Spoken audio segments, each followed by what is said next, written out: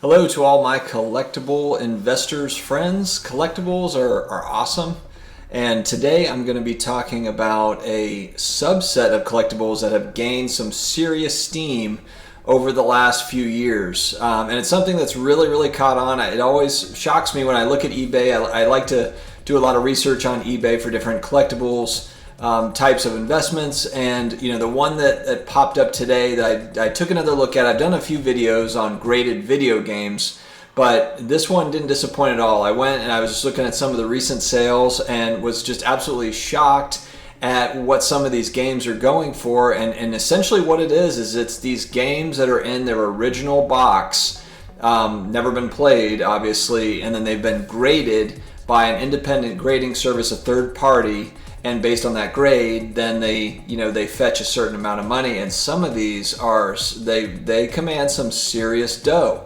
So anyway, guys, I'm gonna jump right into the video, but if you have not subscribed to the channel yet, please do so. We are over 3,000 subscribers. We're approaching 3,200 subscribers, I believe. We've been going for about 6 months, 6.5 months, and just excited to have you here. We make daily content that's all about collectibles and personal finance, kind of all whipped up into one. So let's go ahead and get right into it. Graded video games is what we're going to be talking about today. And the first game I'm going to talk about, I'll go ahead and play a clip right here. Guess that game.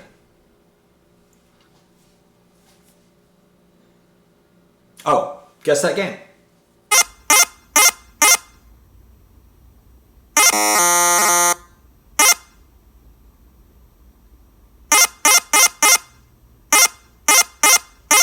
So Pitfall is the first game. Pitfall for the Atari 2600. And this one was a little bit before my time. I was more of an NES kid. I was born in '81. So when I was, 6, 7, 8 years old, that's when Nintendo was really coming onto the scene, and Atari 2600 was kind of phasing out. So a lot of my childhood memories are around Nintendo and the original Super Mario Brothers and Duck Hunt, etc. But this Atari 2600 game, it shows you how far video games have come, featuring Pitfall Harry trying to make his way through all these different levels. And it's an interesting game. I've never actually played it on the Atari 2600. Let me know in the comments if this kind of brings back memories for you, if it hits the nostalgia buttons. But believe it or not, this game, it came out in 1982. This particular copy, now granted, look, this is a almost 40-year-old video game in its original packaging. It was graded by WADA, who is one of the more popular third-party graders for video games. There's WADA and VGA are the big ones. WADA graded it a 9.4, which is a pretty high grade. So this is a very nice copy of this game, and it sold back in July for $3,100. That's $3,100. Amazing. All right, I'm going to go ahead and hit on some of the Nintendo stuff. As you probably figured, Nintendo games are going to be on the list. And amazingly, and I remember there was a lot of copies of Super Mario Brothers 3 in existence. Super Mario Brothers 3 was a very popular game, and for its time, it was an amazing game. I mean, I remember playing it. I was able to beat that one. I was able to beat 1 and 3, but not 2. 2 was a little bit weird for me. I couldn't get into it. But Super Mario Brothers 3 was, an iconic game, I think you could say. I mean, it was so advanced for its time. They just made such a huge jump from 1 and then 2 and then 3, really getting into, some more advanced type software. But an original copy of Mario 3, going back to, I believe, the early 90s when that was released. Maybe even 1990, 1991, maybe 1992. No, I think it was 1990 or 1991. But there's a copy that sold in July for $4,499, graded by WADA in a 9.2 grade. So high grade, but man, I'm just thinking, I know that there was a lot of copies printed. Maybe this one was a shorter print or something, and I just missed that in the description. But man, almost $5,000 for an original copy in very good condition.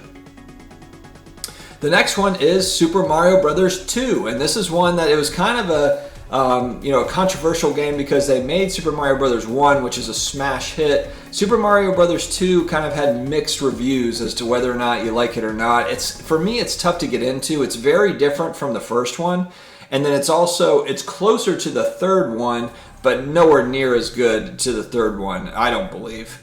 But a copy of this sold, and I'm wondering if this is a little bit more rare as a whole, that print run of the Mario Brothers 2 compared to 1 and 3. But a copy of it in VGA 9.2 grade sold in August for $4,999, so almost $5,000 for a copy of it. So unreal. I mean, and that game in particular was just not what I could get into. It was kind of hard, and but maybe it was a little bit more rare, more in that shorter print for those like big time Nintendo, big time Mario Brothers collectors. All right, next up is a game I do remember playing a lot of. I can't remember if it was on the Nintendo 64, but the Nintendo 64, again, that was one that was a console that came out that was supposed to be revolutionary, and then it didn't end up being as revolutionary as expected. Had some great games on it, and this game, Goldeneye 007, I think I might have played this on Super Nintendo, or maybe it was PlayStation 2. Anyway, this copy for Nintendo 64 and a VGA 85 Plus sold for $6,100 in September. This was a game that really got like that first-person shooter right. I mean, it was such a good game. I'm not saying it was the first one. It certainly was not the first one. There was a lot of good games. I believe Doom. There was a lot of good games that came out before GoldenEye, but GoldenEye was a very, very good game. This GoldenEye 007, they really got it down, and you could play with all your buddies. It was really well done. I remember spending a lot of time on this game in the 90s with with all the different weapons you could have. It was a good game. All right, last game I'm going to play. I'm going to play a clip.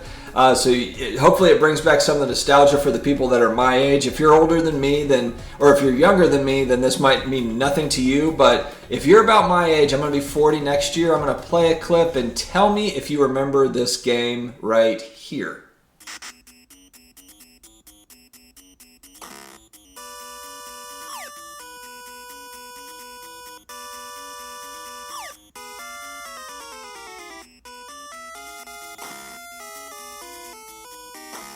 Yes, we're talking about Spy Hunter for the original Nintendo. This game was so awesome. I remember as a kid really enjoying this game.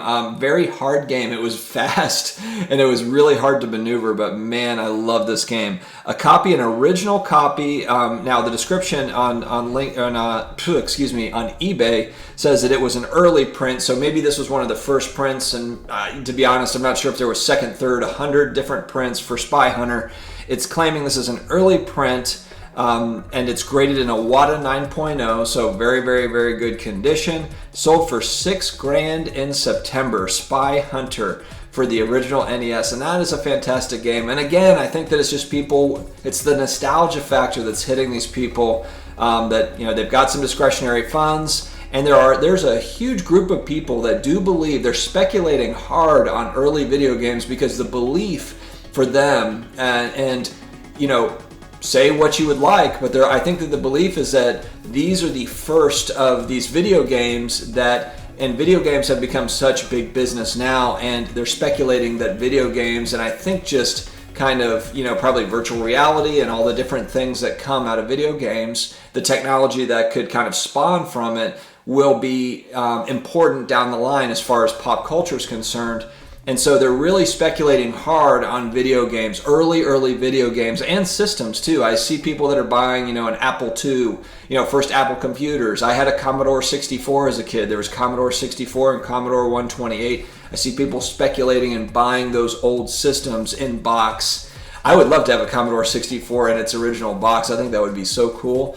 But the point is I think people are speculating on that being kind of, look, that was the technology age, and this is part of that first piece, 20 years, 30 years, 50 years down the road, are these going to be important? In sports cards we talk about, Honus Wagner, rookie cards, or I don't know if it's considered a rookie card, but the tobacco card that sells for millions of dollars, very, very scarce. In 1890 or whenever that came out, 1900, I believe it was late 1800s, or maybe it was early 1900s. But the point is that back then nobody was thinking we need to hold on to these, and so that's what makes them so valuable, because cards have advanced over time.